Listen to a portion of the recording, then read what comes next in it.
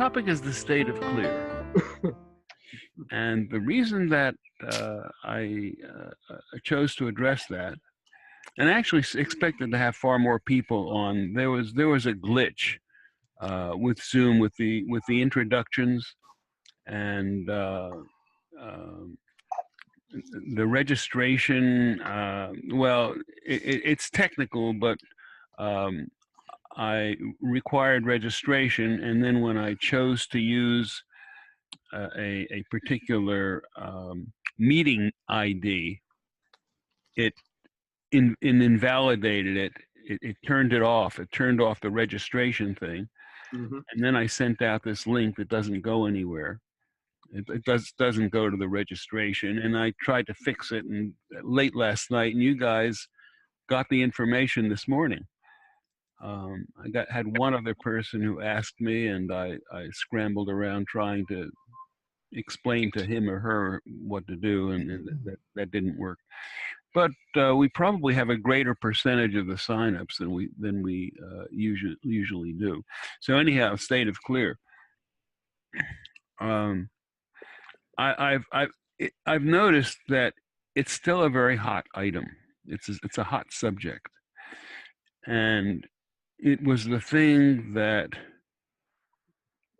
people in Scientology were led to aspire to. And the first description of it was in the Dianetics book.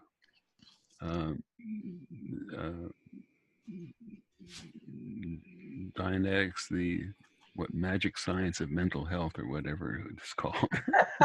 Not earlier in the original thesis. Yeah. And it was described as a situation where the person has no more reactive mind. And the reactive mind was an important concept. I think it had quite validity as a metaphor. But most of the people who learned about it thought of it not as a metaphor, but as a real thing. Like it's a part of your brain or something, or it's part of your mind. That, well, if you could use the analogy of a computer, it would be a folder in the computer that has all the bugs, which is an absurd concept because. Well, you have to put a word to it or description to it to be able to handle it.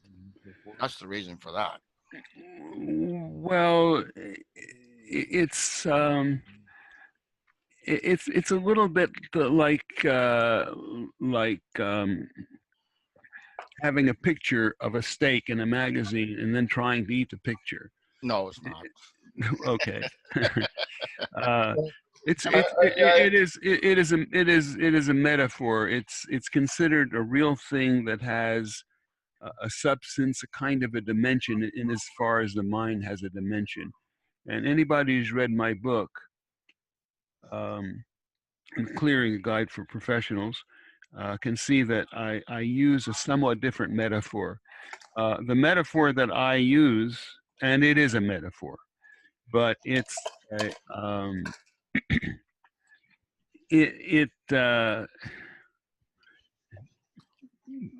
the metaphor that I use is very close to a computer metaphor. Hubbard used the computer a lot as an analogy.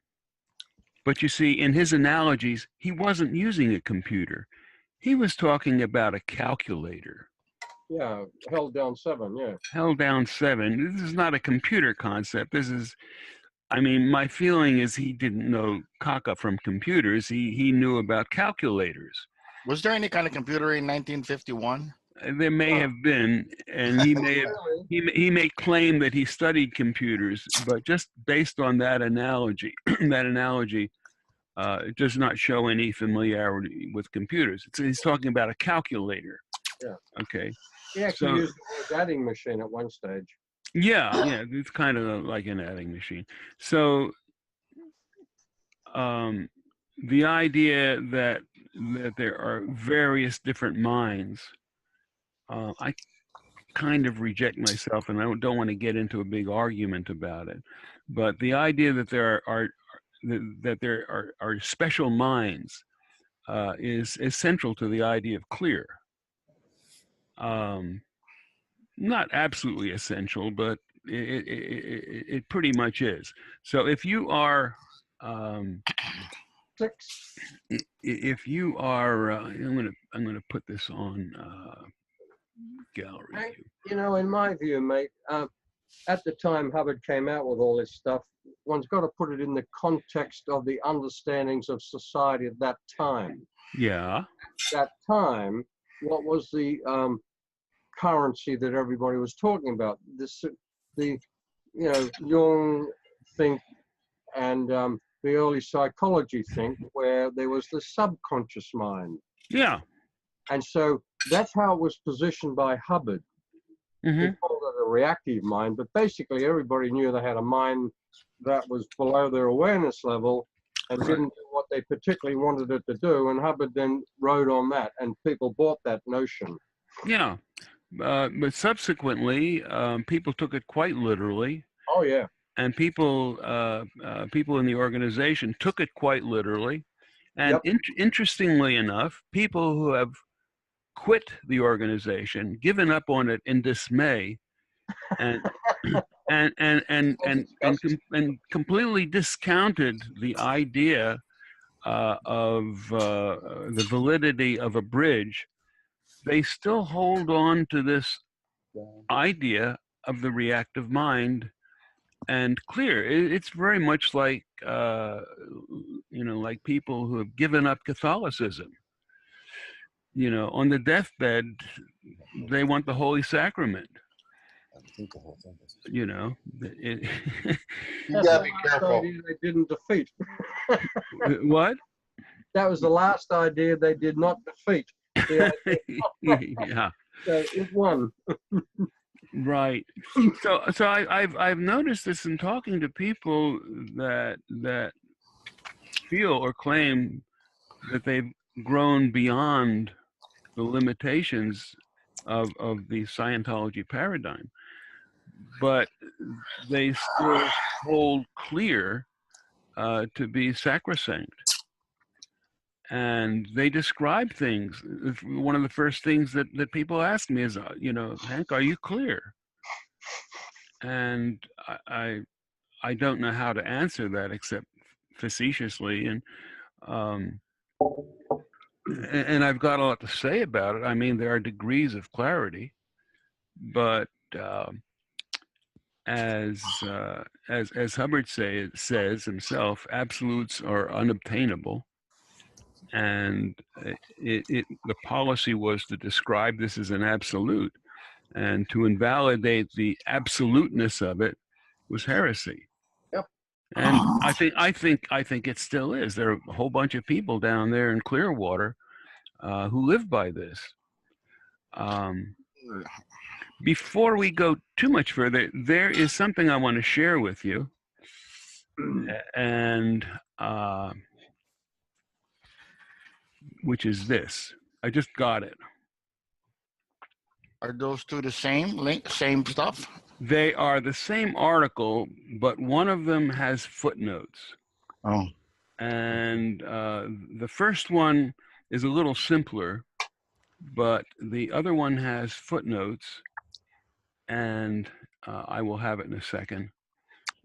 The other one has footnotes, and it's from the Scientolopedia thing here. Okay, sorry for that. So this is going to come to us as 2 cents in the. You're going together. Well done, Hank. Okay. Okay, so this is it's a very important article, and it talks about the different different evolutions that. Hank. Oh, well done. You're back again. Okay, there you go. Thumbs up, Hank. Okay, thank you. Thank you. Okay, so my own take on uh, final comment on the clearing. It's a wonderful thing to contemplate when you first hear about it. It means you have infinite memory and no more hangups. And memory was the supreme test. And I think Hubbard thought he had a clear. He put them in front of a couple of thousand people and asked them to remember stuff, and they couldn't. And that that was a hard thing to hard thing to live down. But somehow he managed to do it. And like I said, my own concept of the mind is that there's just a mind. What that means is it's a bunch of systems of holograms that the being creates and uses it to concoct stuff, and it's complicated. It's like Norma, what are these page assembly programs like PageMaker? Layout programs. Yeah, layout programs. What are some of them? The ones you use, InDesign. InDesign, right. And if you look at the credits on InDesign when you open it up, you find out it's actually a compilation of many programs. There are graphics programs, there are dictionaries, there's a thesaurus, there's just all kinds of stuff, and it's all together and you use it for certain things. And that's basically what the mind is. And what goes wrong with it mainly is you can't access stuff that's been stored. You try to remember the name of a movie star, and there's nothing in the way, you just can't find it. It's like not being able to find something on your computer. And of course, things that are unpleasant or traumatic, it tends to be hard to find those. Like what actually happened in this car accident? Well, I can't remember. It all went blank, but we know it's still there, right? And this is what we do in sessions, with or without a meter. We get a person to access this stuff. They bring it up on the computer monitor, and now they can either delete it or they can modify it. And it's very hard to do that unless you can get the file up on the computer monitor. It's a very simple concept. But what does that do with the state of clear? I mean, if you buy into my my postulated concept, my idea, how do you describe clear in those terms? I can't think of a way. Well, the state of clear is not determined by discussion or debate. I mean, I'm sure everybody has their own experience, but I've had lots of experience, and I am 100% convinced that it's attainable, but it's a lot of work, and it's not attainable through the Scientology Dynetics method solely. How do you define it? Well, it's in DMSMH. What? What's that? It's in DMSMH. Clear is not an adjusted person. He is unrepressed on self-determinism with correct perceptions, received, stored, has recall and return capabilities. He can imagine, he can create, and he can compute. That's pretty good, because I've had two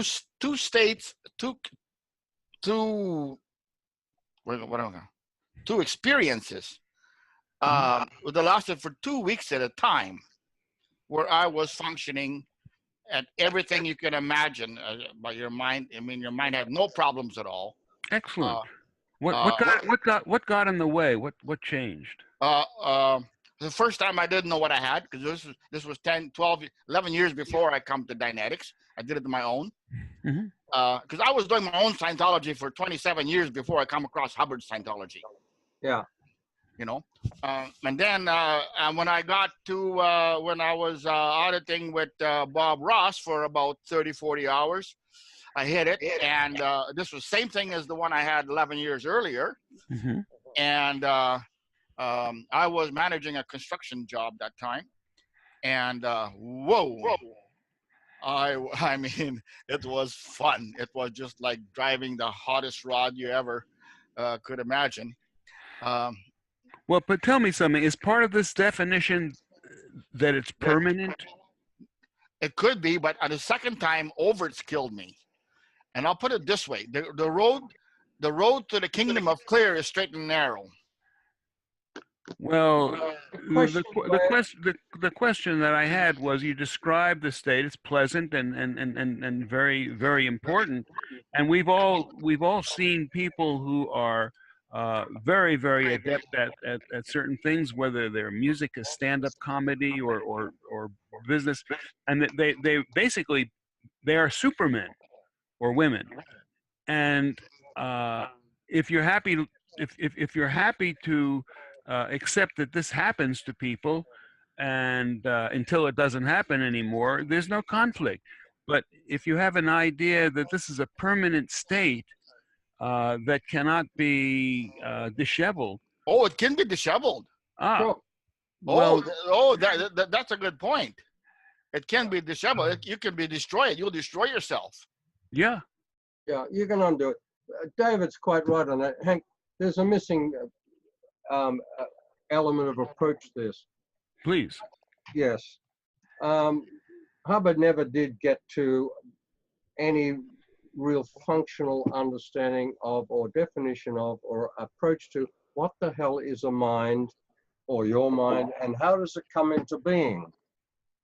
It's not something separate to you. What it is you as a spiritual presence have your spiritual life force, and that's cool while it's all under your knowing control. Mm-hmm. But the moment that your spiritual presence as a being is messed up with, or impacted, or made to such that you don't want to experience it, that's the moment you back off and lose control. And that point there is what we would define as charge. Now, it's out of control, unknown to you, spiritual presence or spiritual life force. It's essentially, in Scientology terms, you say it's enturbulated you. And people back off from it, and they've lost control of it. So, as David was mentioning, he went up into a high state of being free from a level of that mind presence, which is actually a part of him. And then he pulled some silly things that he now regrets, and then of course shit happens, and he was again confronted with parts of his presence, parts of his mind, same thing. 100.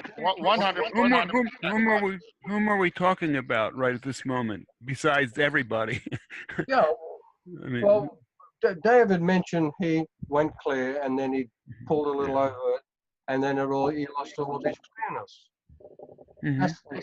So that's an example of we have essentially we've got levels of mind through levels of states of existence, and the truth is you can go clear at a certain level, as Alan Walter said. Very good. Very good. See, Alan said it. Clear or what? Well, clear at a certain level, and then what happens is you goof or whatever, or you expand up into the next level of case above you, and your now enhanced spiritual powers actually energize the shit above you, and then you got to run that out. So the fact is, for quite a long while, you'll be moving up into new stuff that you've got to keep handling. Comes a time when you basically are free from and above the involuntarily reacted or involuntary replicated mental content of normal human living, and that's quite good. Mhm. But now you're into a whole different level of operation. Hubbard tried to put names like OT on it, well, and even that he mislabeled. But basically, he never got to what the hell is the mind and how does it come about. Mm. Mhm. I mean, if you really look at it, it's not there. It's a misnomer.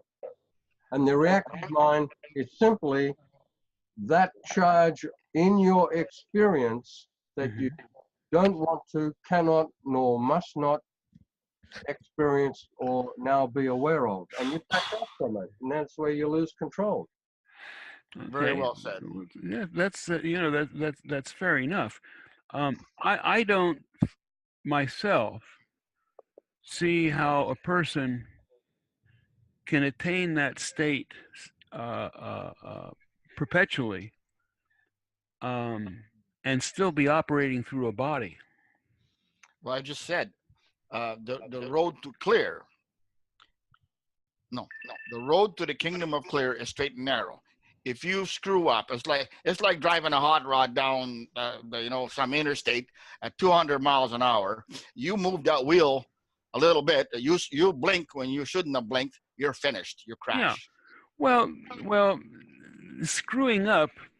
An example: a person could be in very, very, very good shape and be on an airplane that crashes into the top of a mountain and ends up being severely injured and has to deal with it and is not sure, doesn't have enough data to decide that they're going to die, so they're still hoping to not die, and the likelihood is very little, and they're in pain and they have no food.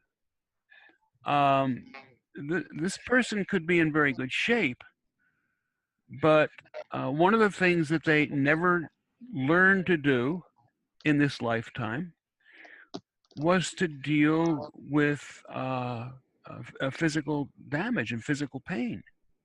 Now, there are other traditions where it's a given that if you're going to have any integrity whatsoever, you have to learn to deal with pain. These people, if you've read much about American Indians, they could function while somebody was torturing them. They could watch somebody cutting their fingers off and sit and joke with them. They learned to do that. And little boys on a reservation would put their arms together, bare arms together, and drop a cigarette between them. And the one who pulls back first loses. And they would have games like this so that they were not vulnerable to pain or to body damage. They could function rationally even when the body was being consumed or damaged. It was just part of their culture by nature of how they lived. And we don't do this. So in the Western civilization, but basically, I said something to the folk on my forum recently. Death actually is not a problem. I've gone through. Seriously. What's the problem is the dying, and the way you die or get killed in the pain. And people, that's what people fear. But the dying part is a great relief. I've been through it with this body, and I managed to put it back together again, and so on and so forth. So, the body pain thing, you get to the point where, like, so what? Next, and spiritually you move on. Well, it can. My point is, it can overwhelm people in certain circumstances. Yeah.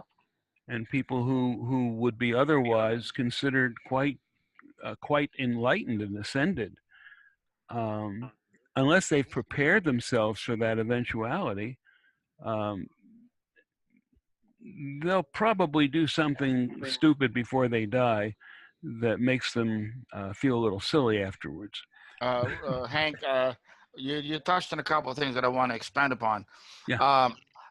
Attaining the state of clear. Attaining the state of clear, no, not attaining it. Staying there takes a heck of a lot of knowledge. You got to have a lot of the correct operating data to operate this in a state of clear, operate the state of clear. Mm-hmm. A lot. Like what? Oh, I can't put words to it. That's so ambiguous to me. I can't put words to it right now. But I think I could help. I could offer something. Okay. I don't understand how a person can live anything like what we talk about the state of clear without understanding the components of an upset, including grief. I don't understand how a person can operate without understanding consciously, operate as a clear without understanding consciously what a quandary is and how they create it. Yeah, all of those. Quandary without understanding withholds and what they do to your perspective and your behavior. I just thought of something. Operate in this, to function in this world, this what we live, our lives, to be able to function competently, you know, as a human being, as a man, a woman, a husband, a wife, an employee, a citizen of your community, and all of this. All those things require a lot of knowledge. You cannot take just, you know, another being from another universe and pop him here and he's going to function. I mean, we start to learn these things the moment we're born, and we learn, and you know, due to some circumstances, some people are unfortunate, they're incompetent.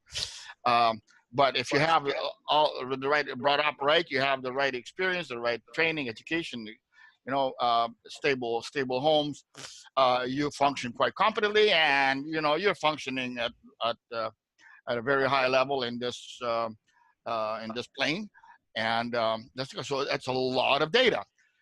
Operating state of clear is just another level of that, something different, and I honestly don't have words for it. I know it, but I can't put words to it. Well, you're using a title of because I've experienced it. That's all. Theta clear. What does that mean? I don't know what Hubbard meant by that.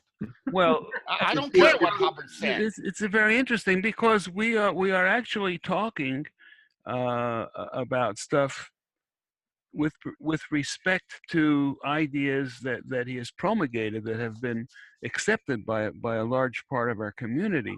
You see, he's not the only one that ever described ascension or enlightenment. Yeah. And and we have those, but there's a particular perspective toward that I like to go around and find out what people's ideas are about this, because I don't think about being clear.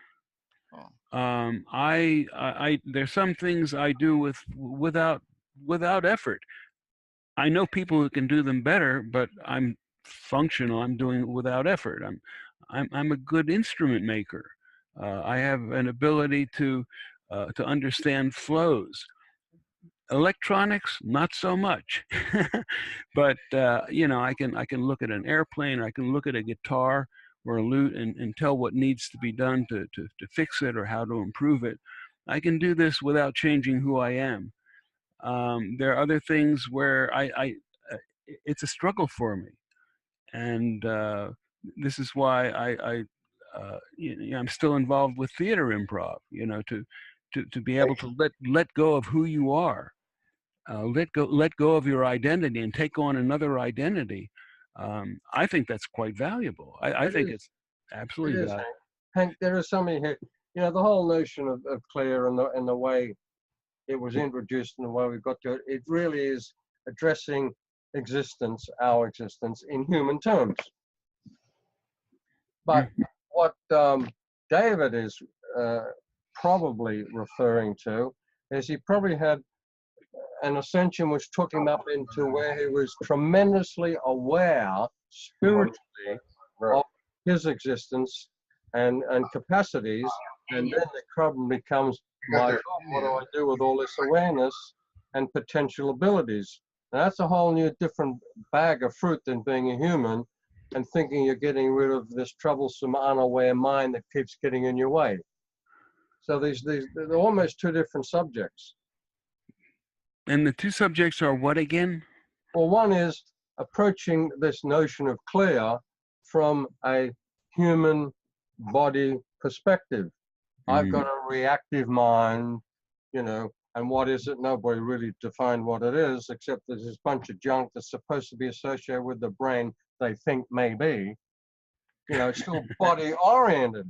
But David is discussing like a phenomenal ascending as a spiritual presence, aware of this new condition of existence, which is like not body limited. And then the problem becomes, well, what do I do with all this awareness and this, you know, recovered Power too. Power. power and potential? Oh, it's huge. Exactly right. So that was more in the real realm of the truth of our spiritual existence. Mm-hmm. Now, folk who don't have the knowledge of what the hell is that all about and what are the potential powers, what are the actual powers we've got, what are our attributes and native faculties which could then be recovered and put more under your full knowing control. See, without that, people begin to sort of their life force, their spirituality or spiritual life force power can get random, can get out of control, and then backfire on them. So that's very different than the Hubbard thing. Hubbard had none of that tech.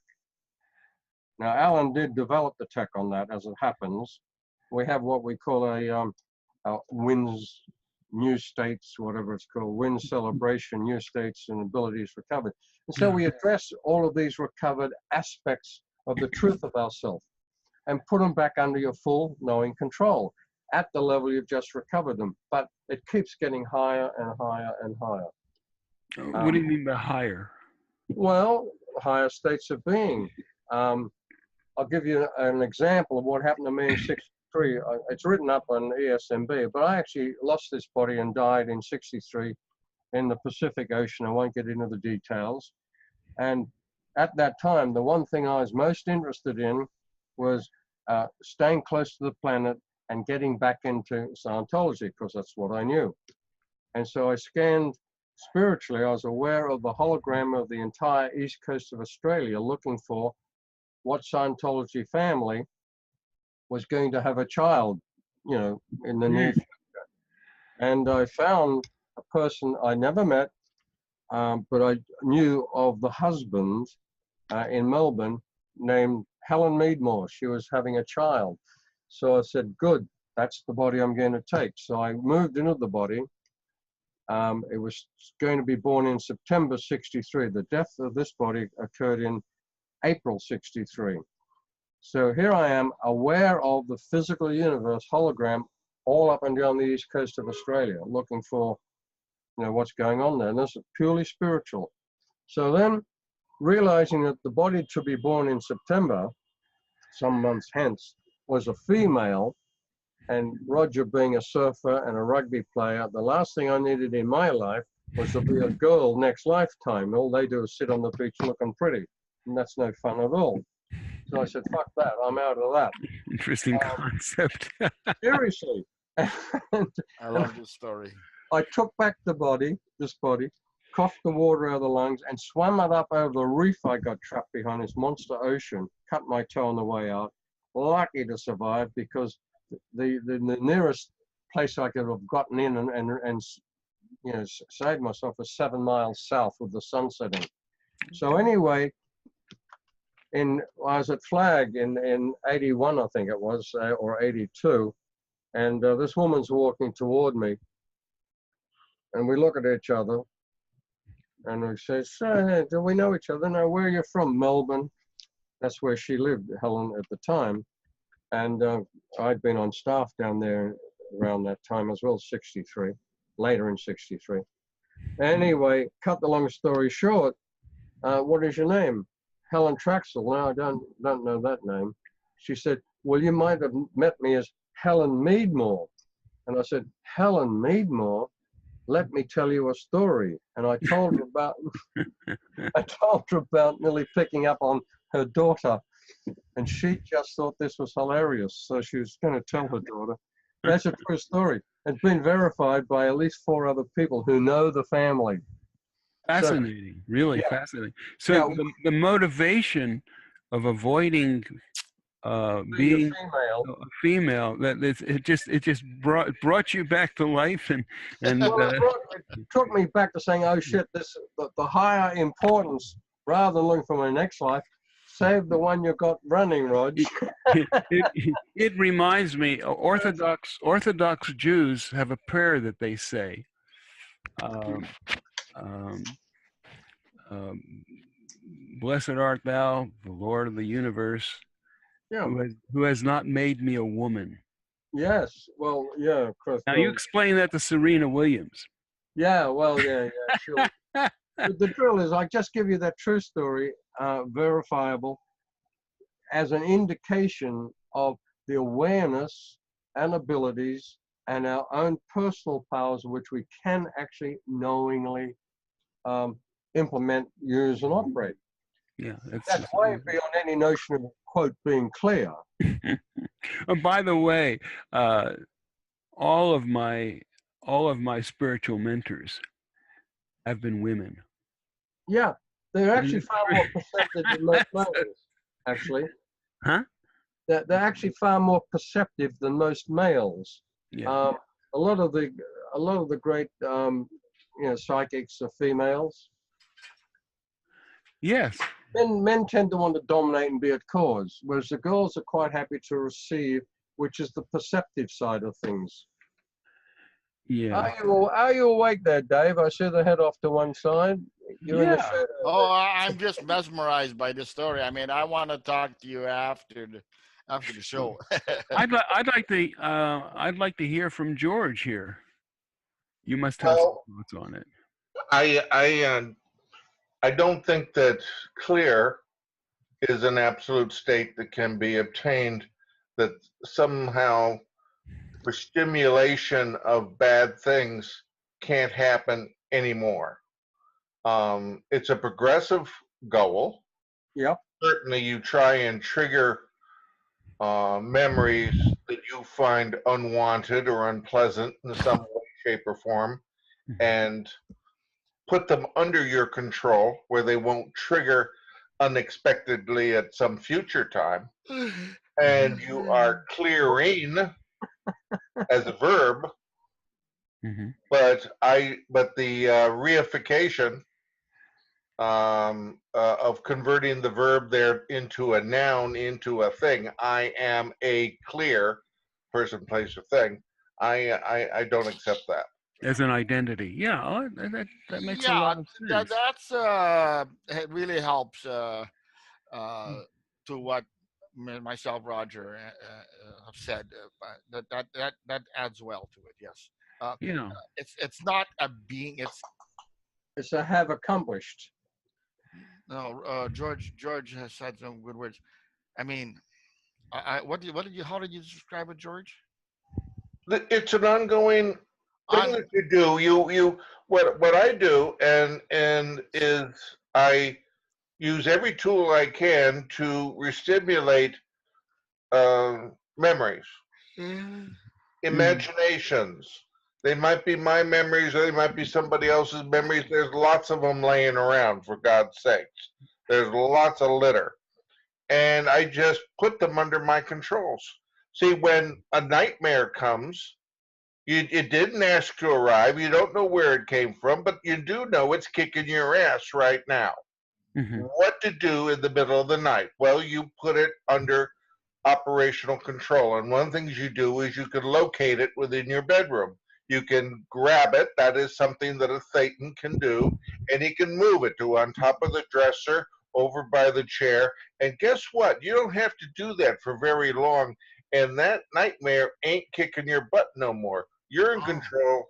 You put it underneath your bed and go back to sleep. Well done. Yeah. That's pretty good. Thank you. There's an intrinsic part of what you're saying. I just want to call to attention. Somebody may not agree with me on this. Does anybody remember a channeled book called Bashar? Yeah. Yeah, you've read some of that. No, but I know I remember it. Well, Mark Jones was interested in it, and Right. I actually got to know the people involved, the channels, and sold the guy and his manager a meter and a lot of personal stuff. But I read the book, and there was only one thing in it that stuck with me that I liked, and that is the concept that, or lack of a concept, And that that's the present is the result of the past. And he said the present is not the result of the past. And of course, um, that's heresy to someone who believes in Dianetics, because what you're doing is going back and you're resolving old memories and old traumas, and engram was literally something that's held over from the past. And the idea is that if what's wrong with you is from from traumatic experiences in the past, or having inflicted traumatic experiences from other people, and this does serve therapeutically to attend to this. But you get to a point, and maybe this point is Dianetic clear, I don't know. You get to a point where running old incidents does not help anymore. Right. And of course, then they start running previous time tracks and previous universes, and they go on and on and on like that, and there are people that just absolutely, they're going to go to nirvana through Dianetics, and it never happens. And if you just look at the idea that the present is not the result of the past, well, then you have to, of course, ask what else is there, and there's plenty else. Just well, Hank. ignorance is a big one, as David pointed out. Just being spiritually illiterate. Yes. Uh, Hank, may I make a point? yes, please. The past is gone. The Yeah. past is gone. The memories that you are looking at are recordings that you hold in the present time. You Okay. recall them, you view them in the present time. They may be recordings of some event that occurred long ago, but that's all gone. So this concept that you're somehow going into the past or able to change the past is not exactly correct. You are dealing with these memories that the spirit makes, Mm-hmm. and even in the pre-logics, Hubbard says, well, Pre-logics, the cues, the cues. cues. Yeah. Yeah. This did not come across as a usable package for me. So you'd have Well, to explain it. well, the mind is something that you carry along, and it's alive when you look at it. When you put your attention on any of these pictures, and this automatic restimulation of the pictures are very handy. If you're trying to find your way home at night, you remember your way home, and there's no pain and suffering in that. So Mm. it's very useful. But when you have recorded incidents that do have emotions that are unwanted and whatnot, and there is circumstances in your environment that are similar to those of the memory, and your memory comes up and slaps you upside the head, along with the pain, along with the emotions and other Mm. suffering aspects of it. Now they call that part of the reactive mind. Well, Yeah. it's Well, just a memory, but it's something that is that is the kicking your Hubbard butt. paradigm. That And is I the say the solution to that is you exercise control over the memory. After all, hell, it's only a memory. I mean, well, what are you? What well kind of that is information are you? that is the Hubbard paradigm, and the idea that these holograms that you're storing are afflicting you, and that's all of your problem.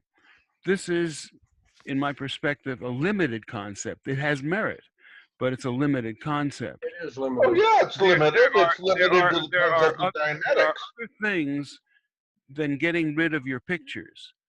There are other things that you can do, and if that's all you've got in your arsenal, you're No, it's not. you're going to get into interpersonal situations that will devastate you.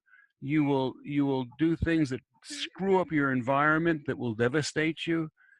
you'll put your body in harm's way, and that will demonstrate you engrams or pictures or not. So there are street smarts that a person needs to learn that go way beyond one's pictures and memories. In fact, I'd like to make a point about memory. There are two different things that we call memory. One of them is stored pictures, stored holograms. This is not healthy memory. You can't use this to pass a test in college. You cannot use this to pass any kind of a quiz, or to take a test for your pilot's license or for anything.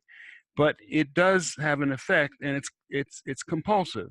It's the compulsive making of a picture and storing it to make sure it never happens again. That is, we call these engram, post-traumatic stress.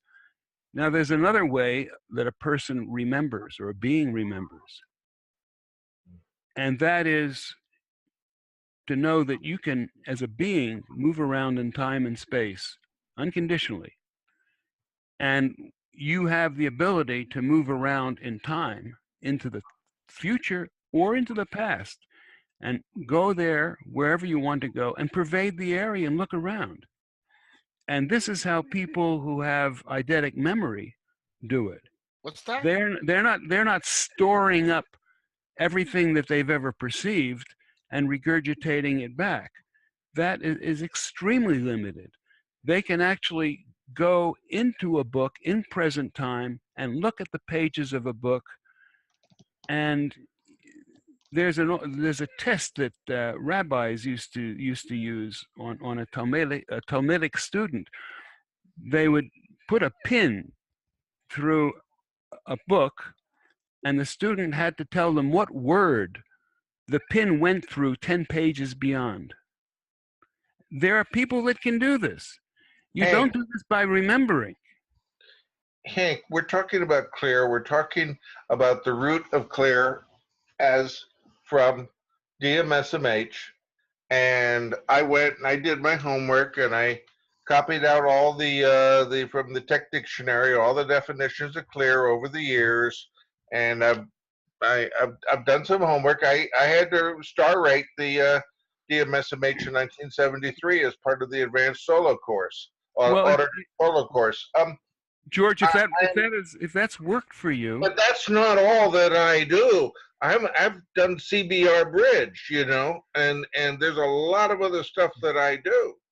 And I'm just saying we're talking about this subject right here, and it has a lot to do with memories.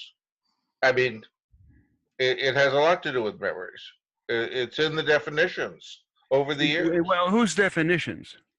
Hubbard's definitions. Okay, Hubbard is a particular individual, and I'm saying I, for one, and maybe somebody else also, don't agree with some of these definitions. Fine. And they're okay, agree, disagree. It's all academic until it doesn't work, and it gets you into a kerfluffle where you find yourself spending hundreds of thousands of dollars trying to clear out old memories of volcanoes and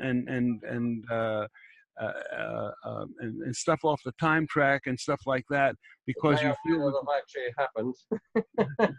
I mean, whether it happened or not, if it's going to get you into a higher state.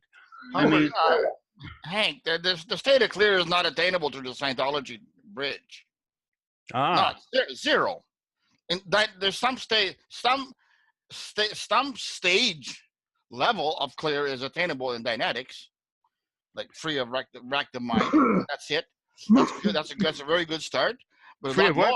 more. Say that again. Free of free of the reactive mind. That's a good start for this, first dynamic or this plane, whatever you want to call it. That's especially a very good if you start. especially if you believe you have a reactive mind. It's very. I don't believe nothing. Nobody in their right mind should believe anything. Okay? Well, I used to No, believe in a. I used to think that there was a reactive mind. It sounded plausible. At the time, it was the best explanation I had had. After Right. working on this for 50 years, I don't think that it exists. well, the book one is very clear, is very real to me. It spoke to me. I think it's, in principle, it's very good. There's a lot of more work to be done or can be done, but it does not happen in Scientology. You go crazy with Scientology. Scientology will fuck your mind in such a way that it's unfuckable. Does that happen in Dianetics? Uh, the,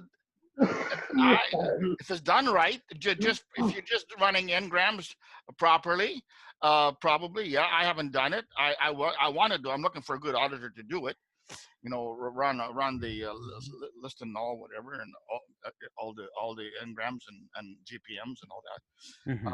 Don't, for Christ's sake, don't go near that GPM stuff. I did that in '63.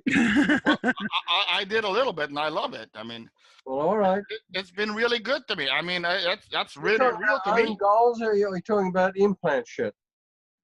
Well, no. We have a very different definition of GPMs. Well, they're both in the tech. They're both GPM-based things. There's your own goal GPMs, and then there's the implant GPMs. See, I don't even know what those are. I don't even know what those are. But Yeah, there you go. my You have to go GPM. back and study Scientology to learn. No, I don't. I don't give a shit. I mean, I really don't have a lot of. Oh, I don't know. What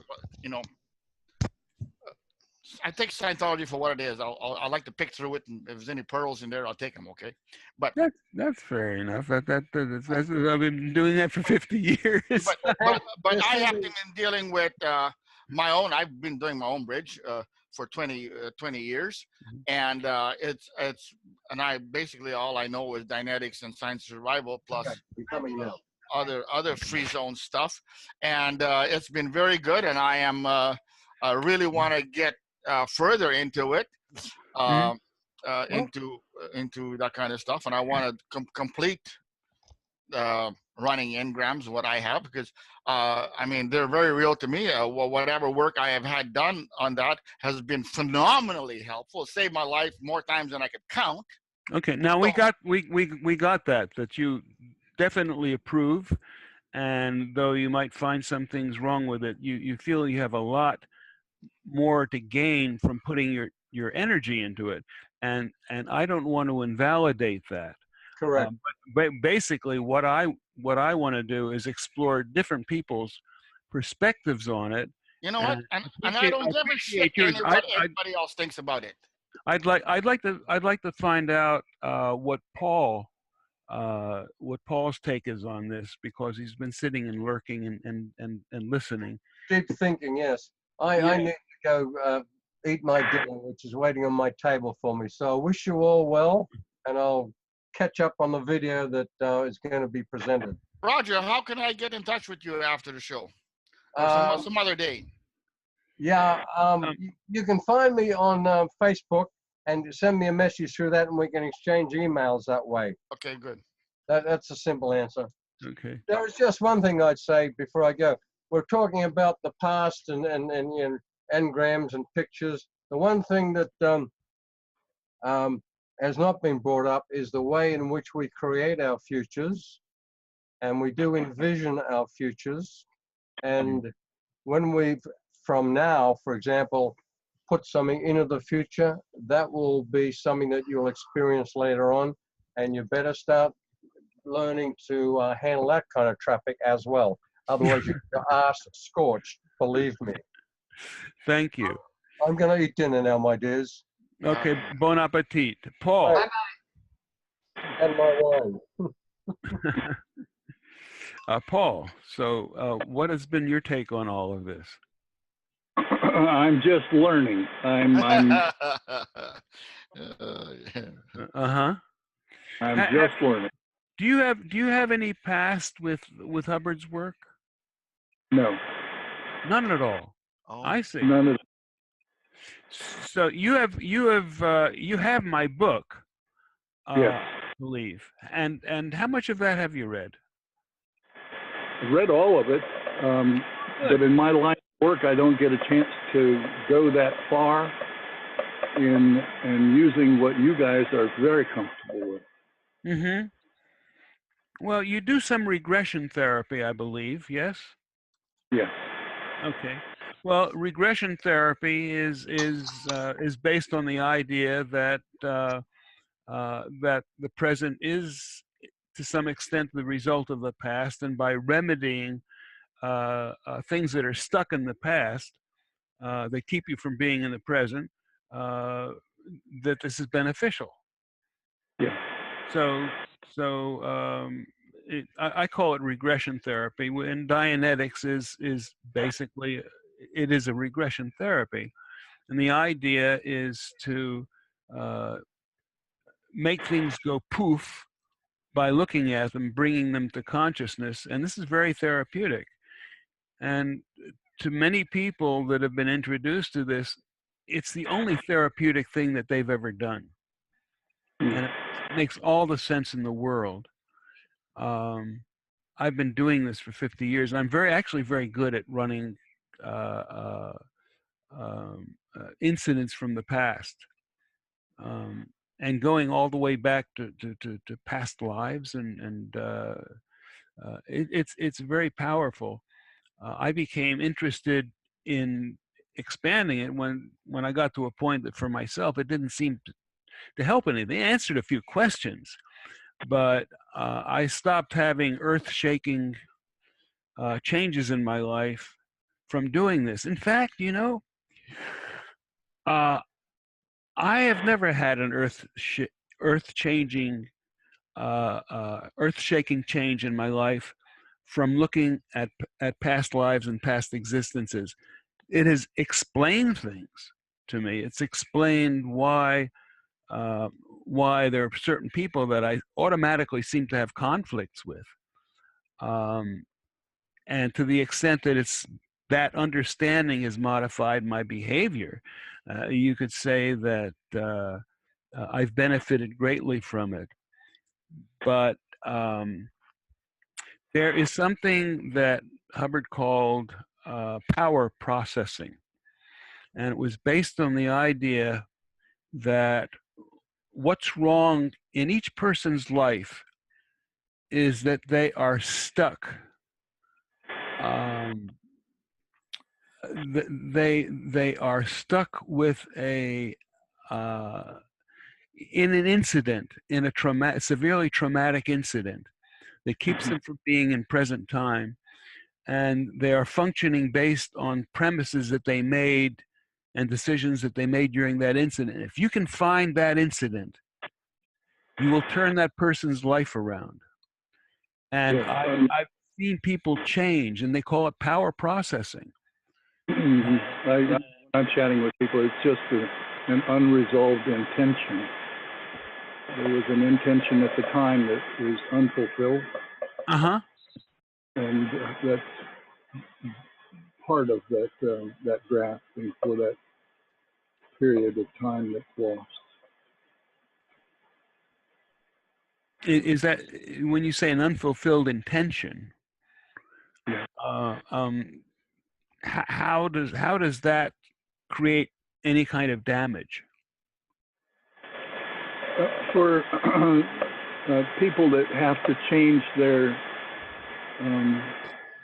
because that life. effort is converted to charge.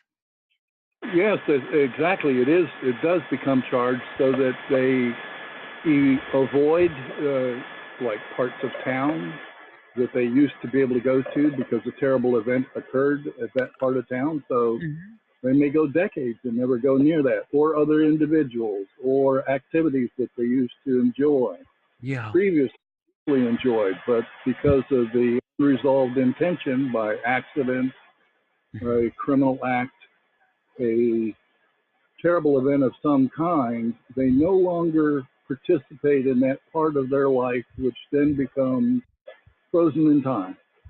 Exactly. And as they move on, they have this gap in their life. They may age, but they may act that same age when it comes to that same thing. And then the hard part is the reintegration of the individual.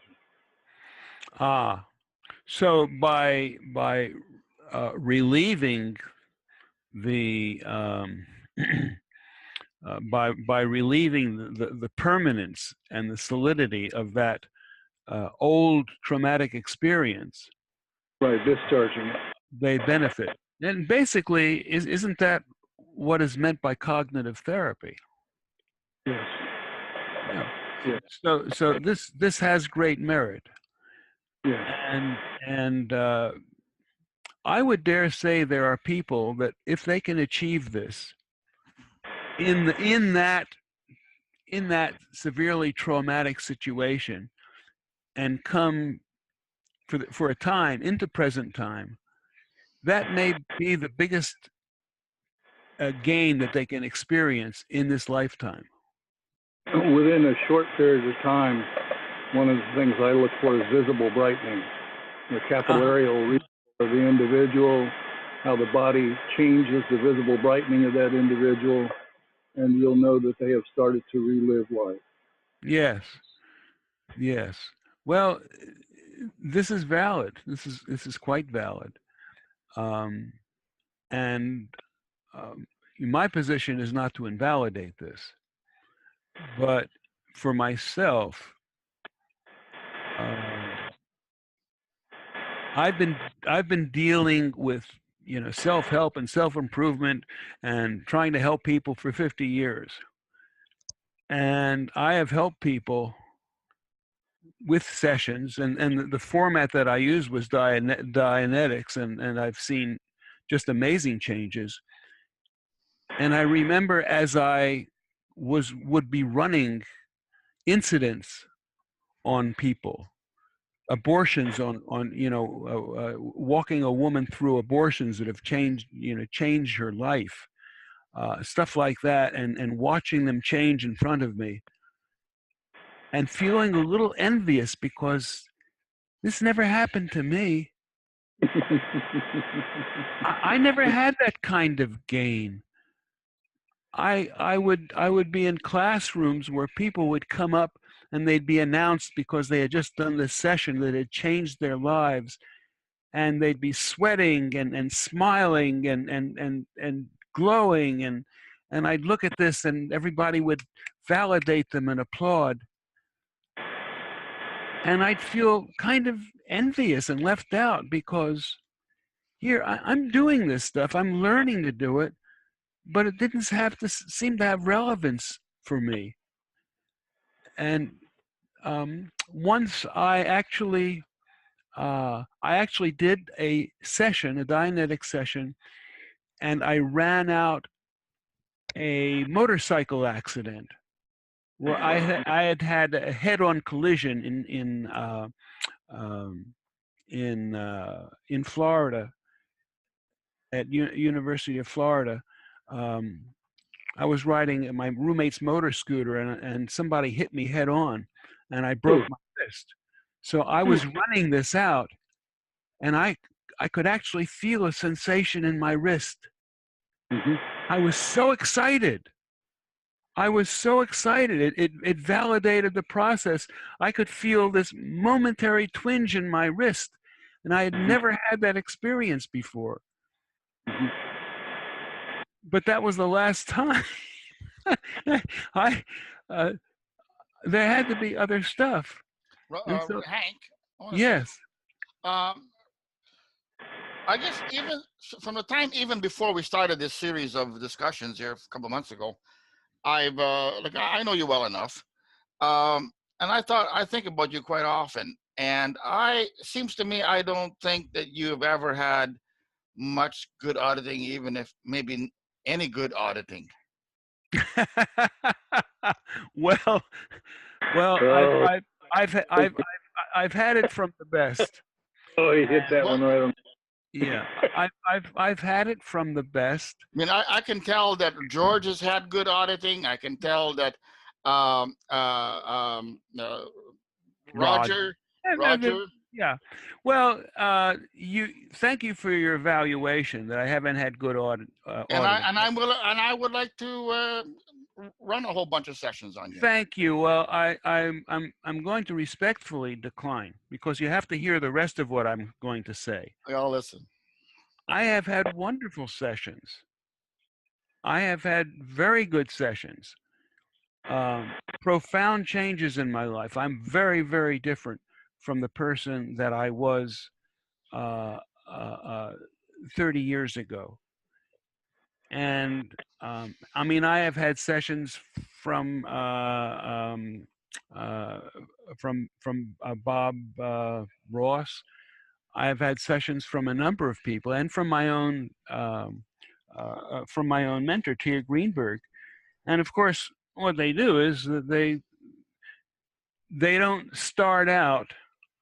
I mean, the sessions that have worked have not started out with somebody knowing in the beginning what's wrong with me and that I need to run a certain incident.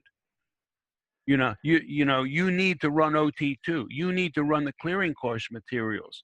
You need to get rid of your engrams. You skipped on Dianetics. You never handled your drug run debt. I have never had a good session from somebody coming at it from that perspective. From what perspective then? You put somebody on a meter and you say, what's your attention on? Or you say, what's stopping you? Or there are many ways you can say it. You could just say, what's going on? Yeah, and if you know in your mind what you're asking, that's enough. You don't have to be more specific than that. And what will happen is you'll see a read. And you say, what was that? Yep. And it could be it could be a being that's been following you around, trying to tell you something. It could be a being that's trying to get revenge. It could be somebody asking for your help. It could be an old girlfriend who's still alive that hates your guts. You don't know what it is. You don't know what it is. And for me to sit down with somebody who knows what's wrong with me and they're going to run a session on me, never said that. I'm 77 years old and I've been doing this for 50 years. At a certain point, you have to validate your own knowingness.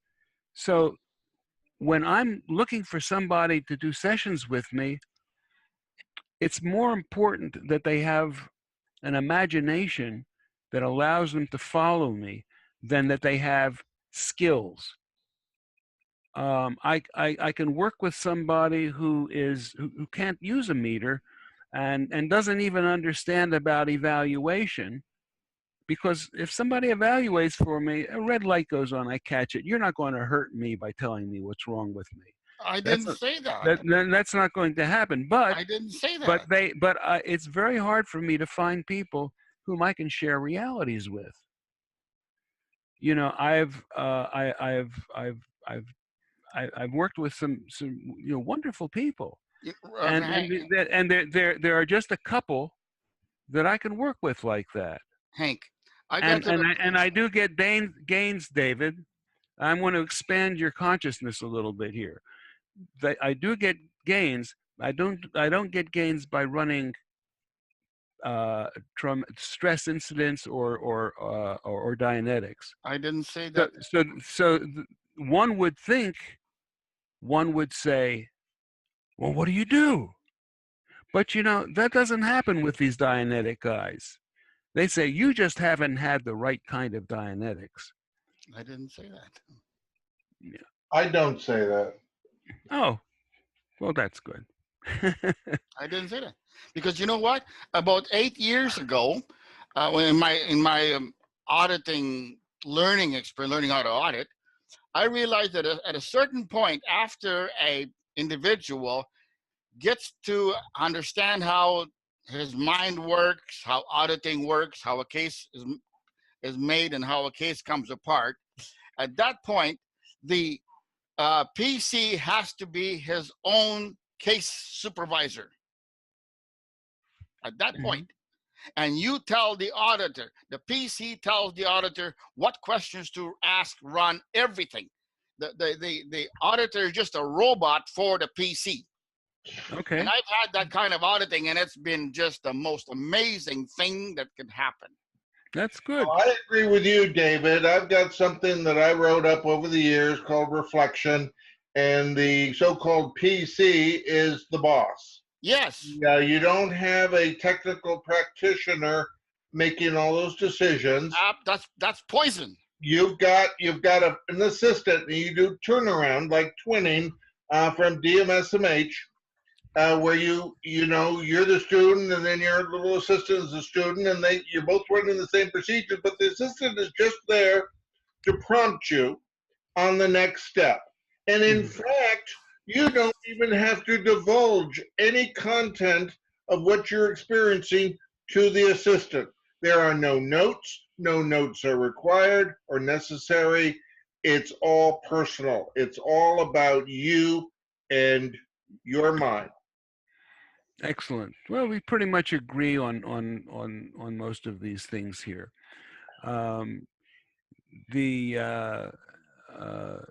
And it's interesting with Paul is working with clientele, and he's actually out there working with people. He's actually working with other people and creating changes in their lives, and he's basically using regression therapy. It's very powerful for these people. I like to see that people are open to other kinds of issues, other kinds of experiences. If we're working as therapists for other people, your clients may not be ready for this or open to it. There are things that a person can get into which don't necessarily have to do with past trauma. Well, for instance, if a person is writing a book and consciously getting the information from this book, from other beings, and it's working. It's working. It's been working, and suddenly it stops working. Now they want to find out why it stopped working. Well, there are things that you need to do. First of all, this person would have to find a practitioner who's completely comfortable with and maybe somewhat familiar with that kind of procedure, with that kind of activity. I don't know too many. I never met anybody. I have never met anybody like that while I was in this organization. So I have found people like this. They tend to be highly creative people that do this work on the side. I've got a person I work with who's actually a famous jazz musician, and worked with David Bowie for 30 years. And I'm comfortable with him. I have another friend who was who was one of the two people who were mentored by my mentor, Tia Greenberg. And this guy put together $100 million organization with her help. And he's a lot of fun to work with. The reason that these people are fun to work with is that I don't sit there wondering if the person is duplicating me or if what I'm saying is unreal to them. It's hard to find people sometimes that I can share realities with. So this becomes very important. A lot of people who end up in mental institutions are there because they're operating with viewpoints that are coming from another dimension, and they cannot find a therapist that can understand this. You know, and I'm very interested in this. This is the particular interest that I have. So anyhow, I don't know at what point, Paul, you might be needing to share some of these realities. You have the book and an understanding of the 4 kinds of negative mental energy is very helpful. It's a start. They don't necessarily all resolve. If you've read the book, you might have to go back over it. They don't necessarily resolve by handling previous traumas. They resolve pretty much by handling things in present time. You have any comments on that, Paul? No, just still learning. Okay. Where you guys are is so far ahead of where I am, but I can see where for some people it could take me in that direction. But where you're at, you all in a different league. Yeah, yeah. Well, it's at some point it might be fun for us to talk about working with people that have been labeled criminally insane. Well, you can read the stories of Anne Sullivan and Helen Keller, or the miracles of Milton Erickson and what he did to reach some pretty bad off people. But this is simple stuff as far as I'm concerned, and to a certain degree, who cares? This is Earth after all, and most of the people here, practically everybody here, has not confronted why they're here, as opposed to someplace else. And so that's a good point. Yeah. Hank, you missed the point after George and I made the point that it's the auditors actually become just a robot for the PC to help him run his case, because like 2 tow trucks are better than 1 tow truck kind of thing. Okay. And like it doesn't. I mean, it's not what. I mean, you took a stab at me about like I think what's wrong. I know what's wrong with you. I don't. I want to be that person. You just tell what to run. I mean, you run. It's your case. You run it. Whatever. I'm just, just to hold the rope. Fair enough. Well, I think, David, that there's been an awful lot of writing, certainly in Scientology, as to how to approach the case. I can't stand Scientology. I mean, it's always the same way, that you have a practitioner, an auditor, or somebody who's more experienced than you, and there's this system of the model session. And only the case supervisor know what's wrong with you. Yeah, that's right. They know what's wrong with you, and the one thing you know is there's something wrong with you. When I hear that, I mean, people talk like that. It's the case supervisor. Fuck the case supervisor. He doesn't know shit. Well, that's the whole idea of the bridge. I know it is. That's why you cannot go clear. You'll go insane on the bridge.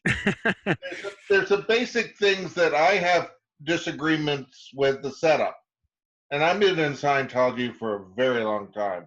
And I think I know it as good as anybody.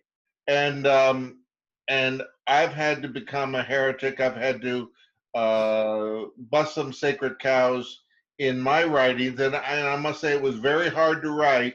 I've been writing for about 12 years, and I'm not a writer. After I got out of the Sea Org, I was a truck driver, big loads, coast to coast, all that stuff. And I would have opportunities with my laptop in the sleeper to write and to not tell my story. I did some but similar. to just write a different system. I did similar. I'm a truck driver too. You guys should get together and write a book together. I mean, I used to stop, and when I had time to write, I got a scribbler, and I wrote and wrote and wrote and wrote and wrote. I got stacks of scribblers written. Okay. Well, David, see Yeah. my name there, George Rasmussen. Yeah. Yeah, just put an at Yahoo at the end of it. Yeah. Norma. Hi. Unmute yourself. At yahoo.com. There. Hi. George Rasmussen. Hi. I don't Want know you if you see it all. It's SSEN. SSEN. Yeah. Yeah, at Yahoo. Okay. Norma, want you to wrap it up. I'm gonna wrap it up. Oh my gosh. Well, what can I say? I wrote a couple of things down, but I'm really good at feeling the what's happening to me, and I can feel my way through a lot of things, but putting it in words is a challenge, because I don't know, how do you put in words some kind of holy, sacred, emotional space, so I'm By the studying way, if I may say, Norma is one of these very few people that can follow where I'm going. oh really? So you're looking here at one of them. Yeah, no, Hank's great. So let's have your 2 cents here. So I've been studying with a man, and and I've known him for years, and he's been developing, and he's leading a select group, as he says, into being in light body. And in some ways that reminds me of, it could be one definition of being clear. And it has a lot to do with getting rid of all your pictures. Yes, I can agree with everybody on that. And then developing that sense of love and compassion in yourself, and empathy, and being able to be non-reactive to anyone, to everyone. In other words, they don't light up your buttons. They don't push you into being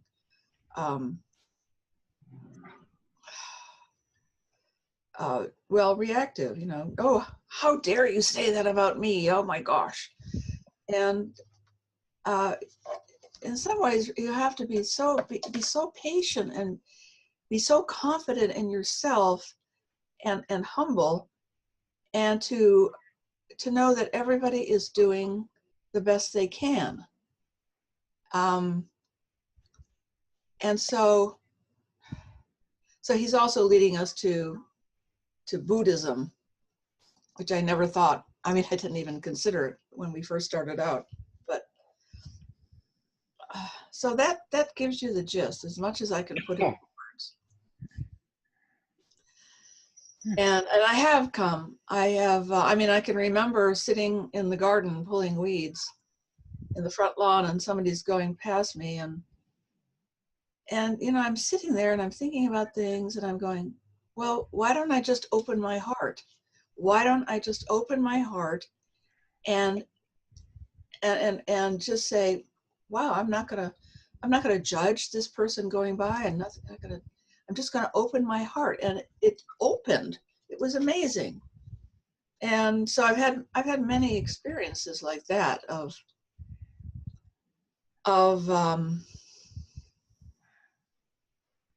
having these mystical visions, sitting after meditating and having all these beings come in, and it's made a big impression on me, and it's taken me years. I'm 74, so it's taken me years to get to a point where I don't always want to love everybody, but I have those moments where I just want to love people. So there you go. You dragged it out of me. Thank you. You're welcome. Thank you so much. Yeah. Okay, and so I'm going to end off shortly. Anybody have a very brief comment or question? Yeah, Roger before said to contact him in Facebook, and I just punched his name in there, and it's His Facebook is down. I'll tell you what. Why don't you email me? Yeah. Just to remind me. Yeah. I have your email, and I'll send you his email address. Good. Okay. Yep. Okay. So that is it, and thank you for coming. And we will we'll have a recording of this available in a day or two. And thank you so much for participating. Mm. Thank Bye. Bye bye. Bye bye.